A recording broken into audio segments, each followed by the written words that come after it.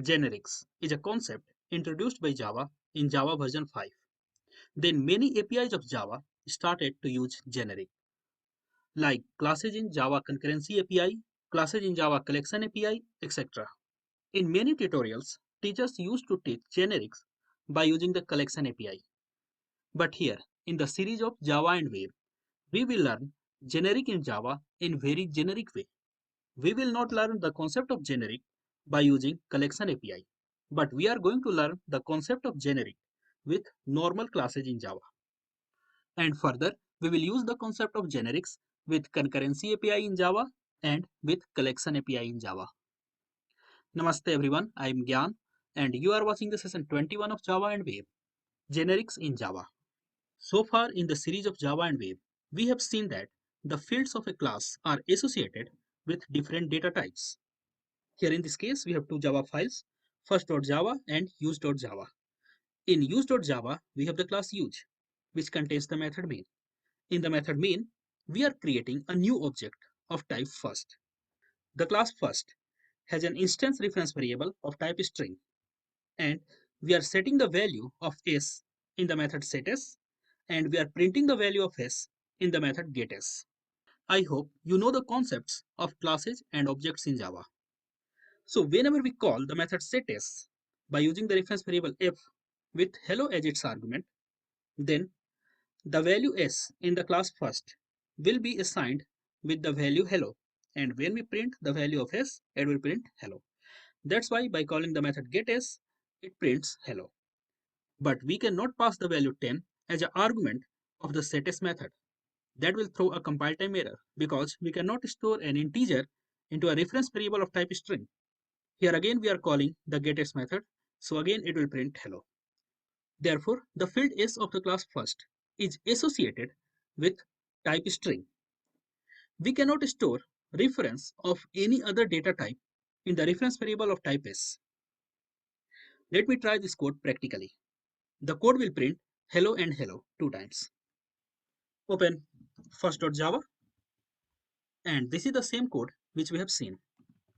Open use.java, and again this is the same code as we have seen. Try to compile these two codes, Java C, first.java, and use.java. The code compiles fine. Now run it. Java use. It runs fine and printing hello and hello two times. But what should we do if we need to decide the type of the field s while using the class first? Means while using the class first, we will decide the type of the reference variable s, not before to that. In this situation, we must use generic classes.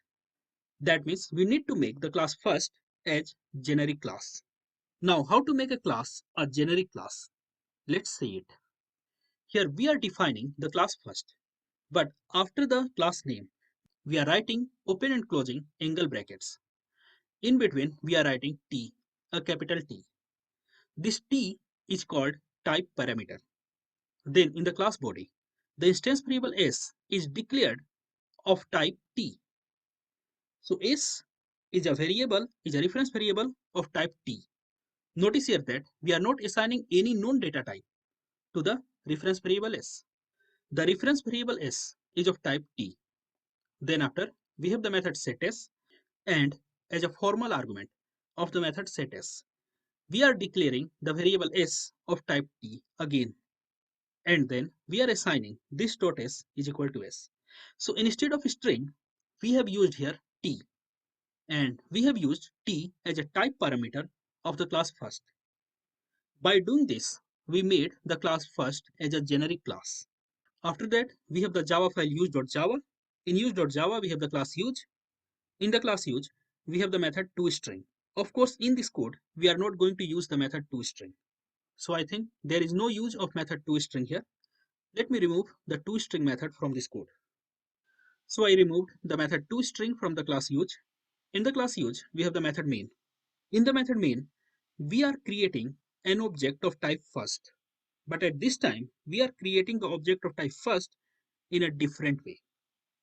We have a pair of opening and closing angle brackets in between the type and the reference variable. And in between these two opening and closing angle brackets, we are writing the data type, that is the string. So in between the data type and the reference variable, we are writing this string. And at the right hand side, in between the class name and opening and closing small brackets, we are writing the same thing, opening and closing angle brackets and string. By writing string, we are actually confirming that the type parameter t will be of type string. So wherever the type parameter t is used, that type parameter should be considered as string. Therefore, the reference variable s will be of type string. Here also, in the formal argument of the method setS, the reference variable s will be of type string. Wherever the capital T is present, that will be the data type string. Since now the reference variable s becomes of type string, therefore we can pass a reference of a string object as an actual argument to the method setS, and that will be stored into the reference variable s. So now the value of s becomes the value hello, and when we print the value of s in the method getS, it prints hello. So here we have declared that we will use only string in the place of t. Here we have declared that. We cannot use s as a reference to any other data type for given object. Means for the object whose reference is stored into the reference variable f, if for this object we try to pass the value 10 in the variable setS, then it will result in error because t has been changed to string, and we cannot store an integer in the reference variable of type string. Here t is called type parameter. Let me try this code practically. Open first.java, and this is the same code as we have seen. Open use.java, and this is the same code as we have seen. Try to compile these two codes, Java C, first.java and use.java. It compiles fine. Now run it, Java use. It runs fine and printing the expected output. Let's remove the comment and try to pass the value 10 as a value of the reference variable s, which is of type t, and t becomes the string. Compile these two codes. It throws an error. Incompatible types int cannot be converted to string. So let's come into the point.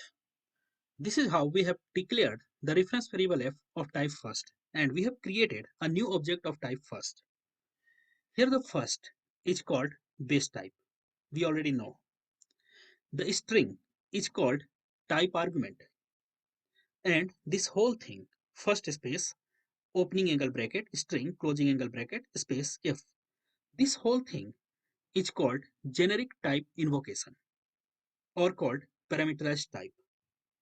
And we know that we are also using a type argument at the right hand side. This is to check the value passed to the constructor in the case of parameterized constructor is a good value or not.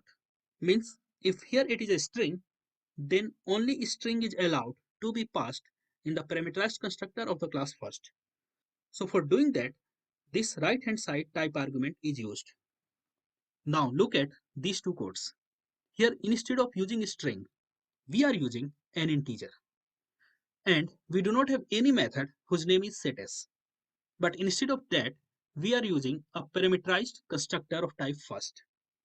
The parameterized constructor accepts a reference variable s of type t.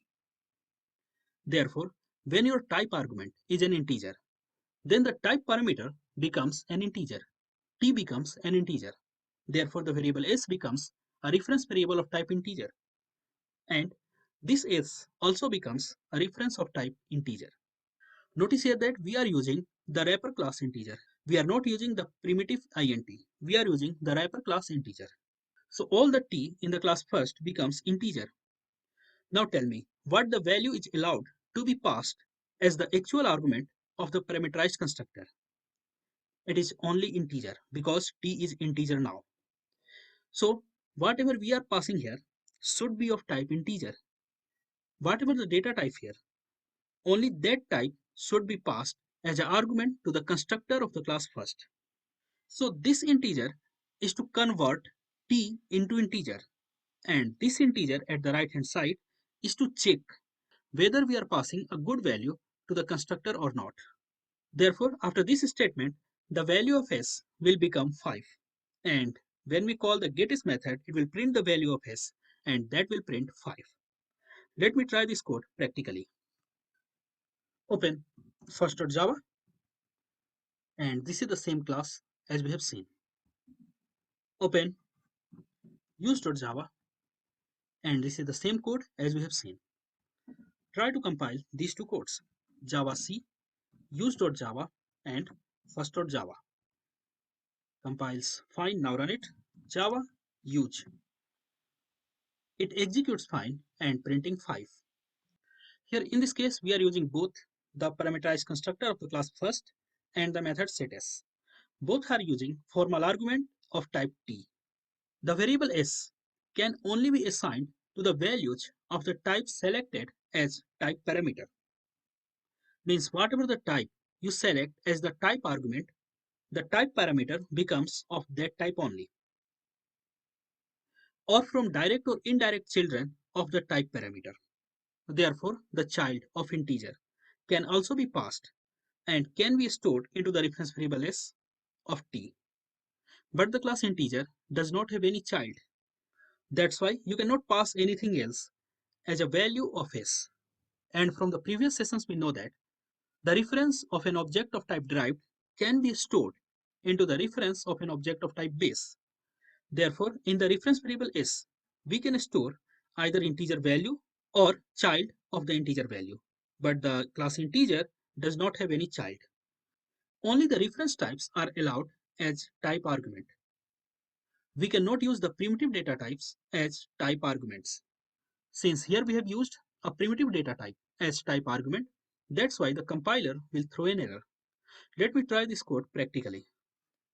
Open use.java once again, and instead of integer, write here primitive int. Right here int, int, and int. Try to compile these two codes, java c, use.java, first.java. The compiler throws an error, unexpected type, required reference, and found a primitive type int. We must should use the wrapper class integer instead of the primitive type int. Otherwise, the compiler will throw an error, as we already have seen. Now look at this code. We are creating two objects of type first. The reference to the first object will be stored into the reference variable f1, and the reference of the second object will be stored into the reference variable f2. The difference is that the type of t for f1 will be string, and the type of t for f2 will be integer. So by using the reference variable f1, we cannot pass an integer as an actual argument to the method setS. And by using the reference variable f2, we cannot pass a string as the actual argument of the method setS. So we can have different reference variables, that means different objects with different type arguments for the same generic class. Let's try this code practically. Open first.java, and this is the same code as we have seen. Open use.java, and this is the same code as we have seen. For f1, we need to pass the value string, and for f2, we need to pass the value integer. Now, try to compile these two codes, java c, first.java, and use.java. Compiles fine, now run it. Java use. It executes fine and printing the expected output. We can use user-defined classes as type argument of a generic class. That means instead of string or integer, we can use the class use as a type argument of the generic class. Therefore, after this statement, the type parameter t for the class first will become use. Since the type parameter t becomes use, therefore we cannot pass hello as the actual argument of the class setS, because s is a reference variable of type use. And of course, we cannot pass any integer as a value of s. because S is of type use. But we can create a new object of type use and we can pass the reference to that object as the actual argument of the method setS. So reference to this object will be stored into the reference variable S, and when we call the f.getS, it will print the reference variable S. That means the reference of this object. That will cause to call the toString method of the class use. Hopefully you know this concept. We already have discussed this concept in the earlier sessions of Java and Web. Whenever you try to print a reference variable of any class, then it actually executes the toString method of that class. Since here we have defined the toString method of the class use, so printing here S will print IMUse. Here the class use and the child object of the class use are allowed to be passed as an actual argument of the method setS, as we already know. So let me try this code practically. Open first.java, and this is the same code as we have seen. Open use.java, and this is the same code as we have seen. We have just commented out the call to setS method by using the actual argument string or by using the actual argument integer. So before to that, the value of S in the class first was null because the default value of a reference instance variable of any class is null. That's why here in this case, since we are assigning the value to S at this statement, therefore before to that, the value of S was null. Therefore at these two places, the value will be printed as null. Now, and at last, it will print IMUse. Let me try this code practically. Java C, first.java, use.java, compiles fine, now run it. Java first, Java use, it executes fine and printing the expected output. And of course, you cannot pass like a string or integer to a reference variable which is of type use. Compiles not does not compile fine because string cannot be converted to use, int cannot be converted to use. For a given type argument, references of objects of its direct or indirect child classes are also allowed to assign in S. We know that if the variable S becomes of base type, then the reference of the objects of derived type can also be stored into the reference variable S that we already know from the previous sessions of Java and Web. And same thing happens here. Here we have three Java files, first.java, usechild.java, and use.java. In the first.java, we have the class first, which is a generic class. We have the parameterized constructor of the class first. We have the method setS. Both the parameterized constructor and the method setS are doing the same things. Then we have the method getS, which prints the value of S. And then we have the method returnS, which returns of type T. And since the S is of type T, therefore the returnS returns the reference stored into the variable S. Now we have the class use. The class use has a toString method which returns IMUse. Then after the class use has the method main. In the method main, we are creating a new object of type first with use as its type argument. Therefore, for the reference variable f1, t becomes of type use, and we are passing a reference of a new object of type use to the reference variable s. Therefore, when we call the method getS by using the reference variable f1, it prints the value returned by the toString method of the class use because it has to print the reference variable s, which stores the reference of an object of type use. Therefore, printing f1.getS prints the value returned by this toString method, and it prints IMUse. After that, we are calling f1.setS method, and we are using a reference of an object of type useChild as the actual argument of the method setS. And we know that for the reference variable f1, the value t is of type use. Therefore, the variable s is of type use, and we can store the reference of useChild into the reference variable of type use because we can store the reference of a child object into the reference variable of type base. That's why this statement is correct.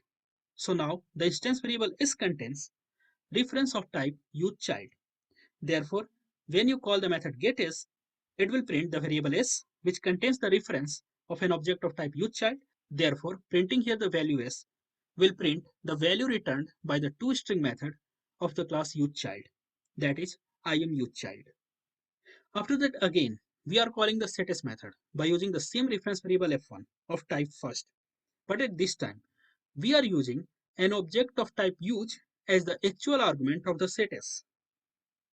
Therefore, after this statement, the value s contains the reference of type use. So when we call f1.getS, it will execute the toString method and print the value returned by the toString method of the class use. Now look at, here is the situation. We have the variable s of type t. T is of type use. Sometimes the variable s contains reference of an object of type use, and sometimes the variable s contains reference of an object of type useChild. But the type of s is always of type use because we have declared the variable f1 like that. Whenever you use f1, the type of s will always be use. Of course, we can store the reference of type use or the reference of type useChild in it, but the type of s is always use. Therefore, when you call the return s by using the reference variable f1, it is actually returning the type use. So the type use cannot be stored into the reference variable of type useChild. That's why here the compiler will throw an error.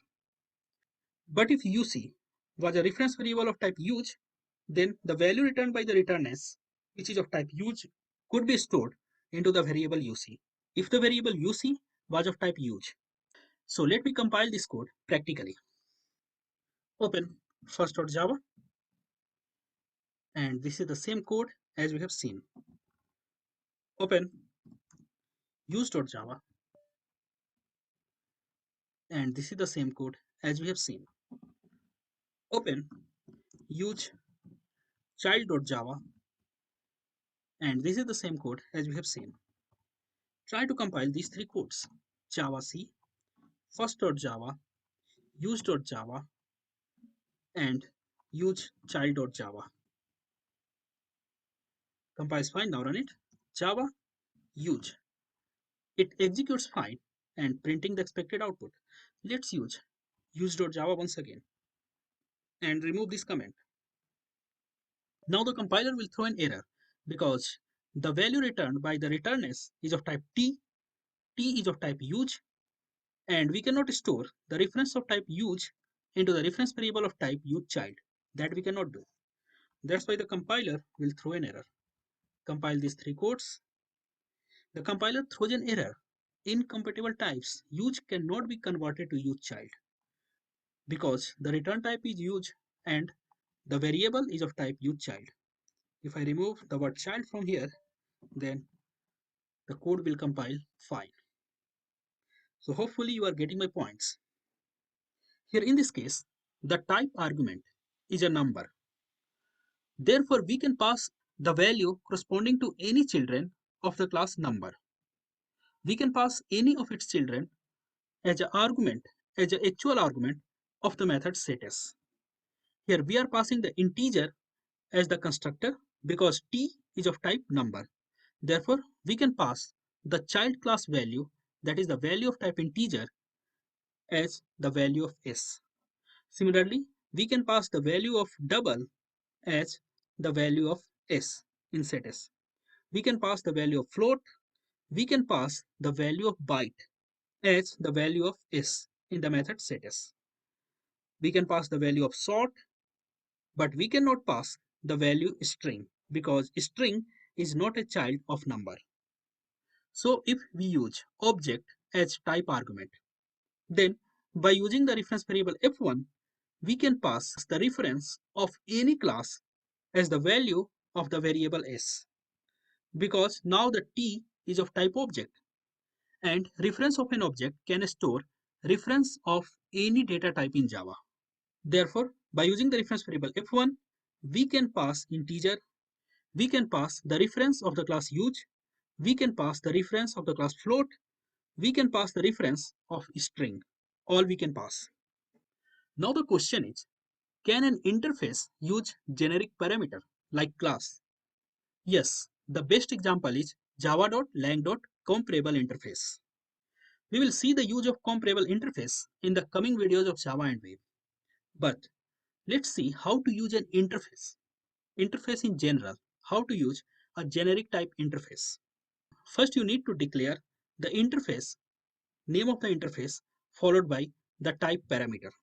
Then the class use implements the interface comparable, and while implementing the interface, the type argument should be decided. Means how the class use will treat the type parameter of the interface should be decided while class definition. So the class use is going to treat the T as the data type use.